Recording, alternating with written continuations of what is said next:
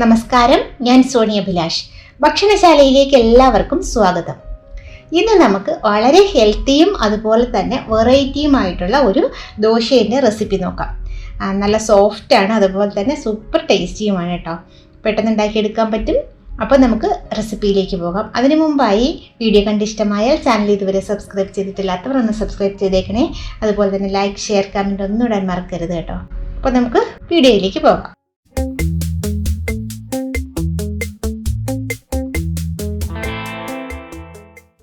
ഒരു പാനിലേക്ക് 1 teaspoon oil ഒഴിക്കാം. ഏത് ഓയിലായാലും കുഴപ്പമില്ല, വെളിച്ചെണ്ണ ആയാലും സൺഫ്ലവർ ഓയിലായാലും ഏതായാലും കുഴപ്പമില്ല. ഓയിലൊന്ന് ചൂടായി വന്നപ്പോൾ ചെറിയ തീയിൽ വെച്ച് ചെയ്യണം, കരിഞ്ഞു പോകരുത്. 2 ടേബിൾ സ്പൂൺ ഉഴുന്ന് പരിപ്പ്, 2 ടേബിൾ സ്പൂൺ കടലപ്പരിപ്പ്, 1 ടേബിൾ സ്പൂൺ ചെറുപയർ പരിപ്പ്, 1 ടേബിൾ സ്പൂൺ സാമ്പാർ പരിപ്പ്, 2 ടേബിൾ സ്പൂൺ നിലക്കടല, കപ്പലണ്ടി ഇല്ലേ നമ്മുടെ, അത് 1/4 ടീസ്പൂൺ ചെറിയ ജീരകം. ഇതെല്ലാം കൂടെ ചേർത്തിട്ട് ചെറിയ തീയിൽ വെച്ച് കരിഞ്ഞു പോകാതെ നന്നായിട്ട് റോസ്റ്റ് ചെയ്തെടുക്കണം. നല്ല നോക്കുക, കണ്ട പരിപ്പുകളെല്ലാം നല്ലൊരു ഗോൾഡൻ കളറായി വന്നപ്പോൾ ഞാൻ ഫ്ലെയിം ഓഫ് ആക്കിയതിന് ശേഷം 1 ടീസ്പൂൺ മുളക് പൊടി ഇട്ടു. ഇനി ഒരു കളറിന് വേണ്ടിയിട്ട് 1/2 ടീസ്പൂൺ മഞ്ഞൾപ്പൊടി കൂടെ ചേർക്കുന്നുണ്ട്. ഇതെല്ലാം കൂടെ നന്നായിട്ടൊന്ന് റോസ്റ്റ് ചെയ്തെടുക്കാം നമുക്ക്. എന്നിട്ട് ചെറുതായിട്ട് ചൂടൊക്കെ മാറിയതിന് ശേഷം നമുക്കൊരു മിക്സിയുടെ ജാറിലേക്കിട്ട് ഒന്ന് പൊടിച്ചെടുക്കണം. അപ്പോൾ തണുത്തതിന് ശേഷം കണ്ടോ, ഞാനൊരു മിക്സിയുടെ ജാറിലേക്ക് മാറ്റി ഇതുപോലൊന്ന് പൊടിച്ചെടുത്തിട്ടുണ്ട്. ഒന്ന് നന്നായിട്ട് പൊടിച്ചതിന് ശേഷം നന്നായിട്ട് വെള്ളമൊഴിച്ച് നല്ല സ്മൂത്തായിട്ട് നല്ല ഫൈൻ പേസ്റ്റായിട്ട് അരച്ചെടുക്കണം. ഈ അരച്ചെടുക്കുന്നത് ഒഴിവാക്കാമെന്ന് വിചാരിക്കരുത് കേട്ടോ, തരിതരിപ്പ് ഉണ്ടാക്കും. അതുകൊണ്ടാണ് ഞാൻ പറഞ്ഞത് ഇതുപോലെ നല്ല സ്മൂത്തായിട്ട് അരച്ചെടുക്കണം കേട്ടോ. അപ്പോൾ നമ്മൾ വിചാരിക്കുന്നതൊന്ന് പൊടിച്ചിട്ട് ഇനിയിപ്പോൾ ബാക്കിയുള്ള ബാറ്റർ തയ്യാറാക്കുന്ന കൂട്ടത്തിൽ അരച്ചാൽ മതിയല്ലോ എന്ന് വിചാരിക്കും. അത് വേണ്ട, ഇതുപോലെ നന്നായിട്ട് അരച്ചതിന് ശേഷം മാത്രം നമുക്ക് എടുക്കാം.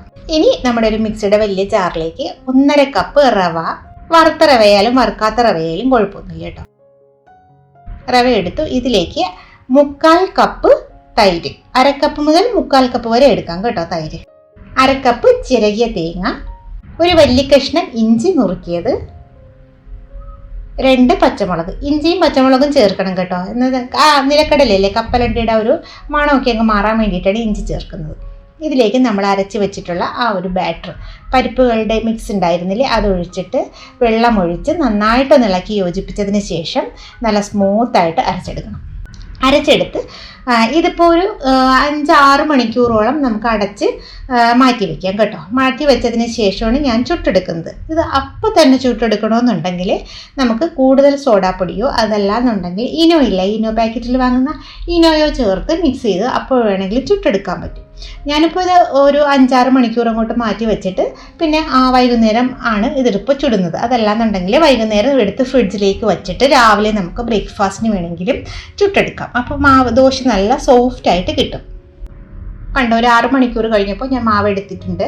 ഇതിലേക്ക് ഒന്ന് ഇളക്കിയതിന് ശേഷം പാകത്തിന് ഉപ്പും ഒരു 1/4 ടീസ്പൂൺ സോഡാപ്പൊടിയും കൂടെ ചേർത്ത് നന്നായിട്ടൊന്ന് മിക്സ് ചെയ്ത് ഈ ഒരു കൺസിസ്റ്റൻസി ആയിരിക്കണം കേട്ടോ. മാവ് ഒത്തിരി ലൂസായി പോകാൻ പാടില്ല. ഇതിൽ നമുക്ക് പാകത്തിന് ഉപ്പും ചേർത്ത് ഒരു 1/4 ടീസ്പൂൺ സോഡാപ്പൊടിയും കൂടെ ചേർത്തിട്ട് ചുട്ടെടുക്കാം. കുറച്ച് നേരം മാവ് വച്ചിരുന്ന് കഴിഞ്ഞാൽ സോഡാപ്പൊടി കുറച്ച് ചേർത്താൽ മതി, ഒരുപാട് ചേർക്കേണ്ട ആവശ്യം വരില്ല. നമുക്ക് കാണാം ആ ബാറ്റർ നല്ല സോഫ്റ്റ് ആയിട്ടിരിക്കും. ദോശക്കല്ലിലേക്ക് സാധാരണ നമ്മൾ ദോശ ചുടുന്ന പോലെ തന്നെ നോൺ സ്റ്റിക്ക് ആണെന്നുണ്ടെങ്കിൽ ഓയിലൊന്നും പുരട്ടേണ്ട ആവശ്യമില്ല. ചൂടായി വരുമ്പോൾ പാനിൻ്റെ ചൂട്, കല്ലിൻ്റെ ചൂട് ഓവറായി പോകരുത്. ഒരുപാടായിപ്പോയി കഴിഞ്ഞാൽ പെട്ടെന്ന് കരിഞ്ഞു പോകും. ഒരു മീഡിയം ഫ്ലെയിമിൽ വെച്ച് ചുട്ടെടുക്കാം. ഇതുപോലെ കണ്ടോ, നല്ല ബബിൾസൊക്കെ വന്ന് നല്ല സോഫ്റ്റ് ആയിട്ടുള്ള ദോശ കണ്ടോ. കഴിക്കാനും നല്ല ടേസ്റ്റാണ്, സൂപ്പർ ടേസ്റ്റിയാണ്. അതുപോലെ തന്നെ നല്ല ഹെൽത്തിയുമായിട്ടുള്ള ദോശയാണ് കേട്ടോ. കുട്ടികൾക്കൊക്കെ കൊടുത്താലും മുതിർന്നവർക്കായാലും ആർക്കായാലും കഴിക്കാൻ പറ്റുന്ന സൂപ്പർ ടേസ്റ്റി ആയിട്ടുള്ള നമ്മുടെ ദോശ റെഡിയായി വന്നിട്ടുണ്ട്. ഇനി നമുക്ക് അതല്ല ക്രിസ്പി ആയിട്ടുള്ള ദോശ വേണമെന്നുണ്ടെങ്കിൽ അതുപോലെ അത് വേണമെങ്കിൽ ചുട്ടെടുക്കുക. ഇതുപോലെ കൂടുതലങ്ങ് നിരത്തിയിട്ട് ഇച്ചിരി ബട്ടർ, ഞാനിപ്പോൾ ബട്ടറാണ് സ്പ്രെഡ് ചെയ്യുന്നത്. ഗീ ആയാലും കുഴപ്പമില്ല, നെയ്യായാലും കുഴപ്പമില്ല, നെയ്യോ ബട്ടറോ എടുത്തിട്ട് ഇതുപോലെ നന്നായിട്ട് മുരിഞ്ഞ് വരുമ്പോൾ നമുക്ക് എടുത്ത് മാറ്റാം. നല്ല ക്രിസ്പി ആയിട്ടുള്ള ദോശ കിട്ടും കേട്ടോ.